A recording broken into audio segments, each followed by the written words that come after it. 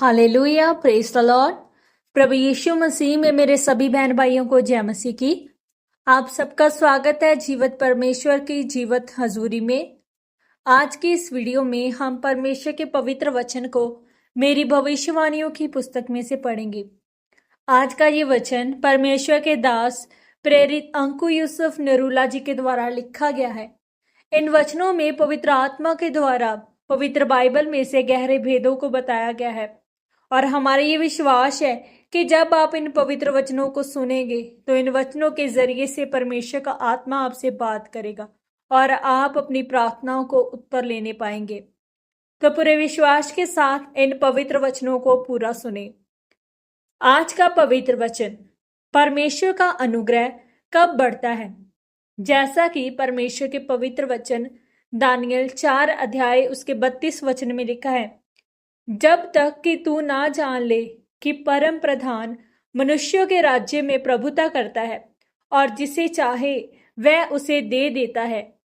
मेरे प्रियो, पवित्र बाइबल बताती है कि नबूकदनेस्सर एक ऐसा राजा था जिसके पास सब कुछ था और उसने आधी दुनिया जीत ली थी और सब राजा उसके अधीन थे। और एक दिन राजभवन की छत पर टहल रहा था, तब वह कहने लगा, क्या ये मेरे ही हाथों का बसाया हुआ शहर नहीं है।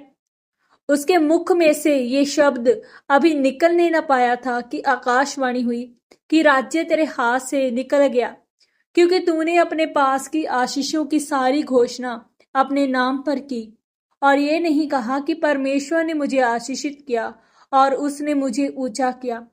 और फिर वह पशुओं के समान रहने लगा और घास चरने लगा। मेरे प्रियो, मैं आपको ये बात बताना चाहता हूँ कि अगर परमेश्वर का अनुग्रह आपकी जिंदगी में नहीं है तो आप मुसीबत में हो, चाहे आप आशीषित हो या नहीं हो। और अगर उसका अनुग्रह है तो आपकी जिंदगी में सब कुछ सही होगा। पवित्र बाइबल में लिखा है, पतरस कहता है कि परमेश्वर और प्रभु यीशु मसीह की पहचान के द्वारा अनुग्रह और शांति तुम में बहुतायत से बढ़ती जाए, क्योंकि परमेश्वर ने कहा, जब मेरी पहचान तुम में बढ़ेगी तो मेरा अनुग्रह तुम में बढ़ेगा। जब मेरी पहचान तुम में बढ़ेगी तो मेरी शांति तुम में बढ़ेगी। और फिर जब परमेश्वर का अनुग्रह बढ़ेगा तो आपका दुश्मन चाहे कुछ भी कर ले, आप अगले स्तर पर होंगे। और जब आपको परमेश्वर की पहचान होती है तो आप जहां कहीं जाएंगे या जो कुछ भी काम करेंगे वो सफल होगा। मेरे प्रियो, नबूकदनेस्सर एक ऐसा राजा था जो सबका मालिक था, लेकिन जमीन पर आ गया, पागल हो गया और घास चरने लगा। और किसी ने उसके खिलाफ उठ के उसकी जगह राजा बनने की कोशिश नहीं की। क्यों?